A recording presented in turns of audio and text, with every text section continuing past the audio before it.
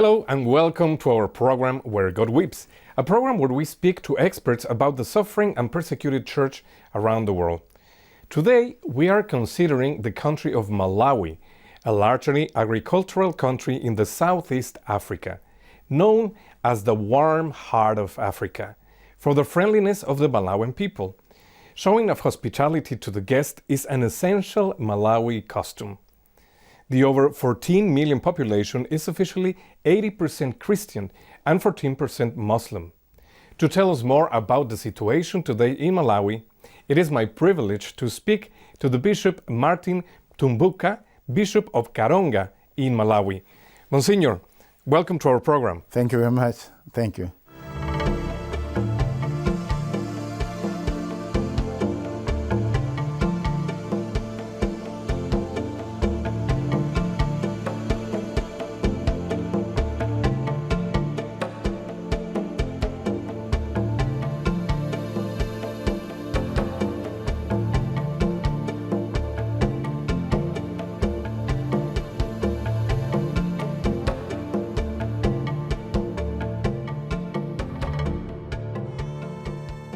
It's an interesting situation, Monsignor, what's going on in Malawi nowadays. In one hand, it's growing in terms of the population and somehow the economy, it's improving little by little. But nevertheless, the economic situation of the country, it's quite difficult. Can you tell us a little bit about this panorama of the economical situation? The economy of Malawi, particularly from last year, mid-last year to 2011, maybe from about July, somewhere there, or May 2011, went down quite a lot. Before that, it picked up quite a lot, but it went down so badly, really. I'm not trying to say this, that before that it was anything like spectacularly great. We still had challenges, but certainly by mid last year, by Malawi standard and our own in that region, our own standard in that region, the economy, the country economically was on its knees really. And I think the present government has tried to put in place some measures with the encouragement of the IMF and the international community in general to rebuild that economy. And the process of rebuilding the economy is taking time. There are some fruits of that, but it is taking time. So there are difficult times, but I think it is true. Our economy was in a very bad shape, and I think efforts are being made to rebuild the economy. But we're not yet there, particularly at the micro level, at the individual level. I think we're not yet there. At the macro level, I think there are certain signs that we are recovering. But at the micro level, I think some individuals will still feel that goods are still very expensive. But it's the process of a recovery that we didn't have any choice. We had to take that route, I think. And most families live out of agriculture. Yes, yes. And this is very varies depending on the season, yes, on the rain, and so this affects significantly. Very much so. Like this year, there are some parts of Malawi that had very poor rains. So we expect that they will have problems this year. It's agricultural based, the economy of Malawi, very much depending on the rain. We have not yet reached that level where we can use the available water, let's say, from Lake Malawi, but so we still depend directly from the rainwater. And it's true, because we are so agricultural based and subsistence farming, when we have poor rains, it hits the affects significantly. Now, unfortunately, another challenge for the country is corruption. In around 2000, some of the financial aid from international organizations stopped because of problems of corruption. What can be done about this, Monsignor? I think it is a government job, but it's also a collective job. First of all, I think all of us, including the church and civil society organizations, individuals, we must accept that the culture that we must build in that country must be a culture that can protect the common good. This, to me, is the foundation. The rest just are building on that. So the role of the church, the role of the civil society, and everybody else, we must change, because if we don't, the price is very high for a country. The other one is the government, and I think that the government should continue to enforce rules that fighting against corruption. But they must also, I'm not just talking of the government that is there today, but all the governments that will be there, that they must also, within their rank and file, make sure that they are not succumbing to the same temptation. So really, this is a problem that we must fight collectively to change the mentality that things that are for the whole country, things are for the whole village, things that are for the whole district must be used by that community, and not turn those into private things and picking up things that are not ours. So that would be my brief comment on that one. Now, you mentioned the building of the common good. How is the church contributing in this regard? We are a large player in this area, in terms of health, in terms of education, in terms of food security, in terms of new methods of maybe preserving food or producing food. I think we are trying, and particularly in those areas like education, and also the area of promoting good governance, which is really very much linked with improving the economy, and also promoting the common good. So as a church, I think we are doing everything we can, and I don't think anyone justifiably in Malawi would say that we are not solving all the problems, but wouldn't say the Catholic Church in Malawi is just sitting idle. We are a big partner of the government of Malawi in this regard. Thanks, though, to our partners like Church in Need, because we wouldn't be able to generate those resources ourselves. So whatever we think we have done to the people of Malawi, whatever support we have given to the government of Malawi, it is thanks to our partners like yourselves here and the others that I've already mentioned. And in terms of the population, Monsignor, 80% approximately is Christian? Yes, yeah. And out of that, how many Catholics? We think that we're about 30% of Malawi is Catholic, about 30%. And it's interesting that it's such a growing population. How about the vocations? Are they growing also to be able to attend to this Catholic population? We can't compare with Tanzania, but Tanzania has a bigger population than ourselves. A couple of years ago, the vocation, for example, to priesthood went down, but at the moment, no, the numbers are reasonable. I would say, I wouldn't say you would complain. In my diocese, only 3 years, as I've said, I already now have 20 seminarians. The only challenge we meet is the cost of keeping the seminarians is also very high. Again, here, thanks to Church in Need, you've helped me twice to keep those seminarians in the seminary. So I would say that, to religious life, like female religious orders, I think the local ones, most of them are doing reasonably well. Of course, we would want to have more, but you wouldn't reach a stage where you would say it is so bad that you would begin to complain about it so bitterly. I think we are still being blessed quite a lot with vocations. There would be more, but you can't say it is so bad there.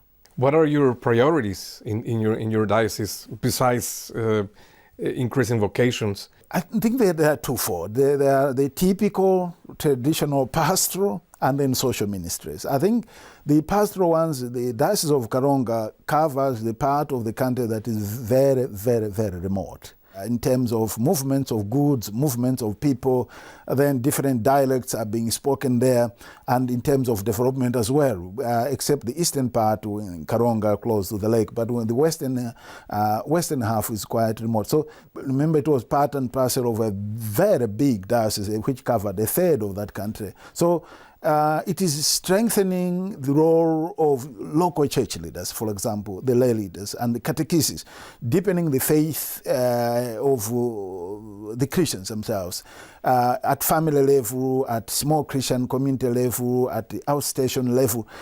This to me is the role of the catechist, strengthening that role of the catechist. So just more or less like primary evangelization, really. That really is the strongest and probably the greatest need that we have there, because otherwise it is a Catholic Church that was there and is there, but in many ways at a very superficial level in many cases, really. So that is quite a big priority to me. The second one is our social ministries, particularly in health and education.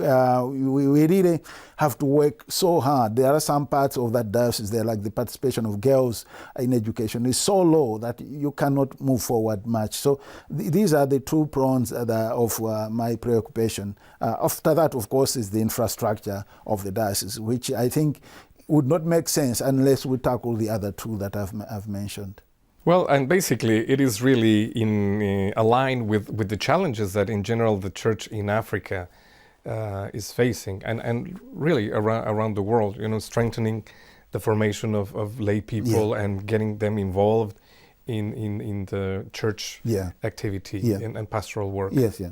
It is, except that probably in some parts it's just a continuation of handing over from this family to the other. But where the part of that community was, I'm talking of community, some of them would meet a priest 3 times a year or 2 times a year. The rest, they were praying on their own because the priest couldn't manage to visit all this. There are many places like that, in many parts of Africa, but certainly in the diocese of Karonga, there were some parts the priest went there only 3 times a year. That means just Friday to Sunday, and then in January, then you went again there maybe in April, then you went again there maybe in November. The rest of the things these people did on their own. By themselves, so you need a very solid foundation for that to be a real Catholic faith, and not just something that props up when a priest has come into an area. I think, yeah. And with these difficulties, I think it might be common to have some kind of syncretism, this mixture of traditional beliefs and tribal religions mixed with Christianity? I would say the issue of syncretism is an issue there. The problem of syncretism is an issue in Malawi and in the Diocese of Karonga. But maybe I would look at it a little bit, but what is more pronounced is not just that, but I think what is really more pronounced is not allowing the Christian faith to influence one's activities on a daily basis, on the ground. For example, there's a marriage ceremony. For example, there's a funeral, or there's a sickness in the family. So people saying, okay, well, my daughter is sick, or there's a death. He has died not because was sick and couldn't be healed, so that, but because he has been bewitched or things like those. It is these issues that I think, and marriages, guiding issues surrounding the family, surrounding marriages, guiding those more by traditional customs rather than the values of the gospel. I think this is our biggest challenge. Rather than to say when Catholics meet and they pray on their own, some of the articles of faith that they will profess will be maybe borrowed from the old. Yes, but I think, particularly in the Diocese of Karonga, I think the biggest challenge is you would have a Christian who externally seems very good, but you hear that in the village there was a funeral, or there was a marriage, or there was a quarrel in some village, and the way he conducted himself, often he and she conducted himself, was just like an unbaptized person. That is our real problem.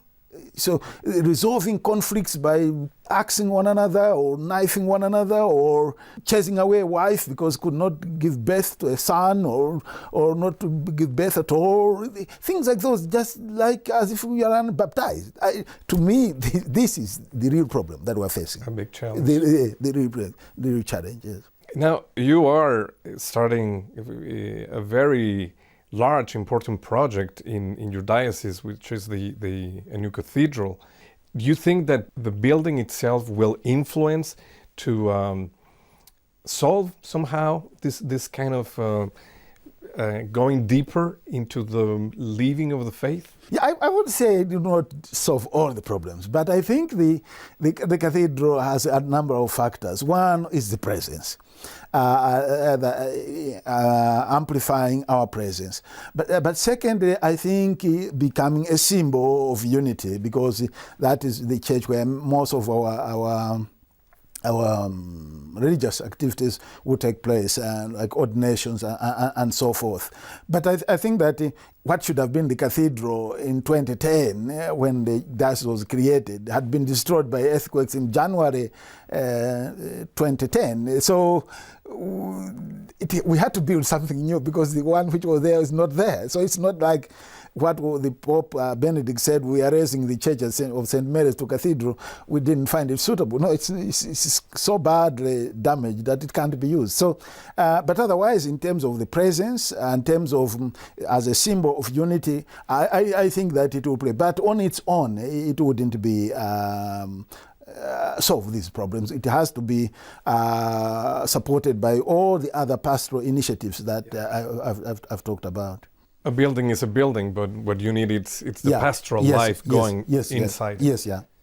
Now, you mentioned earlier, Monsignor, that the church is very involved in education and also in the healthcare. Yeah.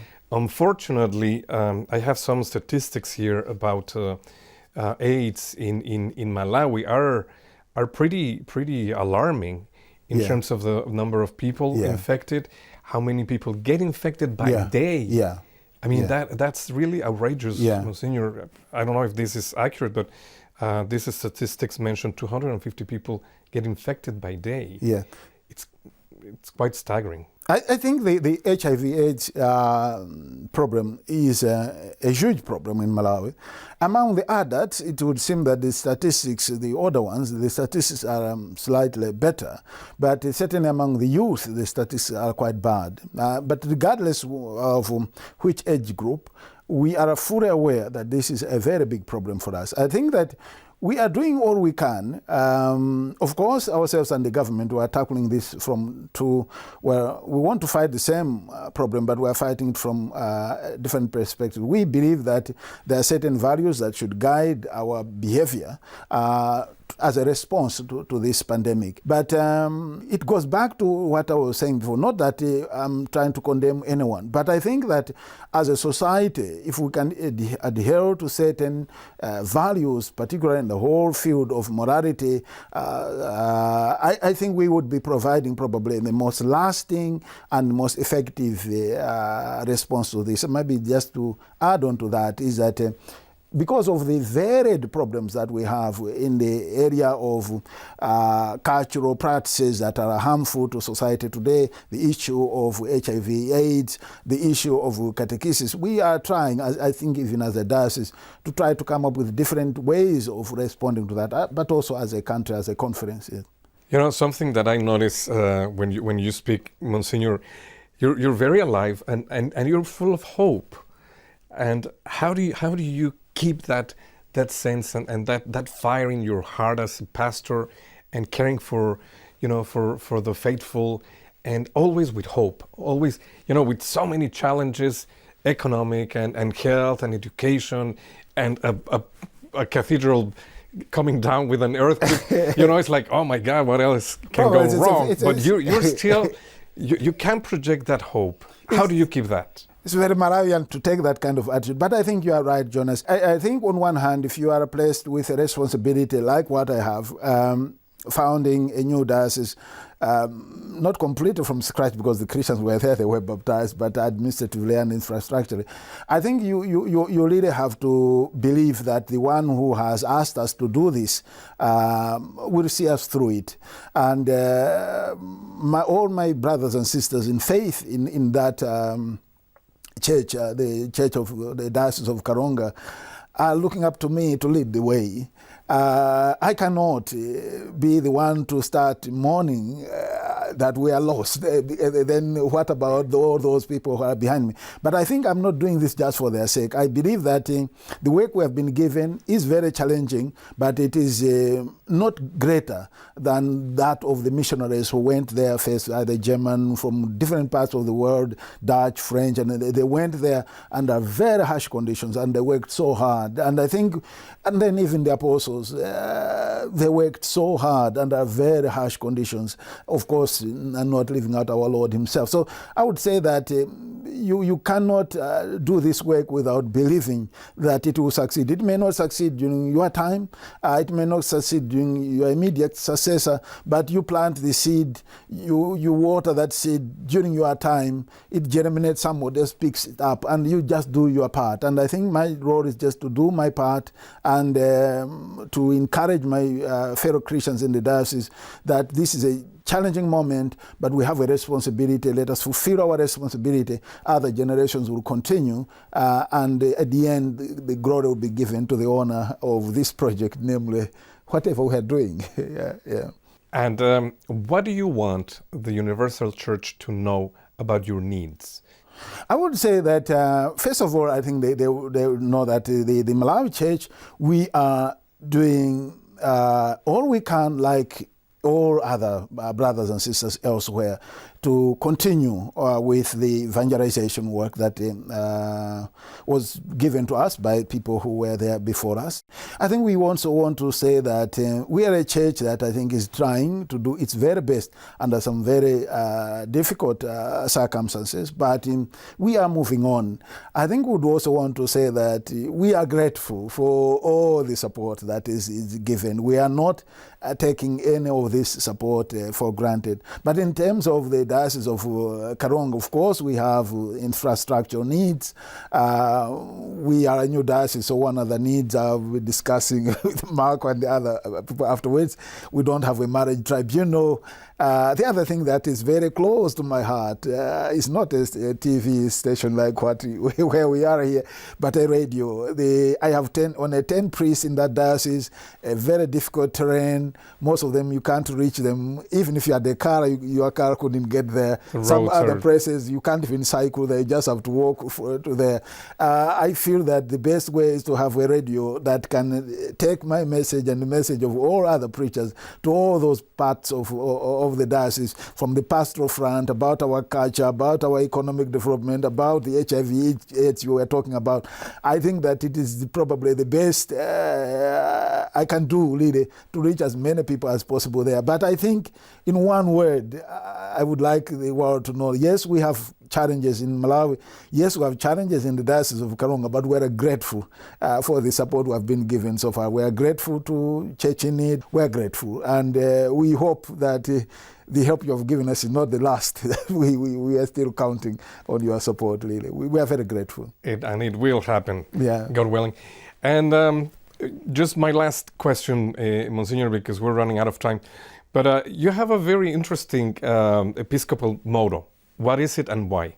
Yes, the motto is, we shall go to them. I chose this motto because I wanted to stress, first of all, to my fellow priests, and I've said it many, many times, that I don't want the Christians to be hunting down where the priest is or where the bishop is, to receive pastoral services. We should do everything possible to go to the people with our message, with our visitation. And that's why with the radio project I'm talking about, then it fits in there. But also a frequent visit to the different places. But I think it's basically just to say that we priests particularly should always remember that we are there because the people are there, the Christians are there. It's not the other way around, that the Christians are there because we are there. It's not like that. We are there at their service, and we should do everything possible to go to the people. We will not solve their problem, but I think people are always encouraged, even if it is a very difficult moment.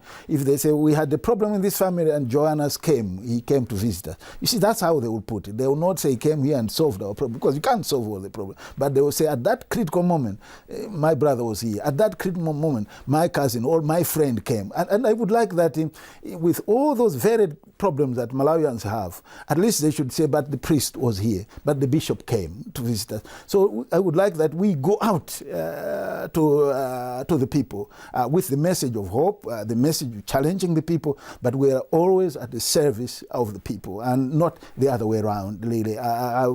We should move out. This is so in line with what we are listening from Pope Francis. Yeah, totally yeah. In that same. Yeah, he has stressed that quite a lot, and that was the reason why I chose that motto, and I try to repeat it to my fellow priests, to the catechists, and everyone else. I try to repeat that many times, including to myself. Your Excellency, thank you so much for this time. Unfortunately, we're out of time, but thank you for sharing with us these moments. Thank you very much, Jonas and Chechenit. God bless you. And thank you, ladies and gentlemen, for being with us today in one more program of Where God Weeps. If you want to know more about the situation of the Church in Malawi, contact the information at the end of this program. Thank you, and God bless.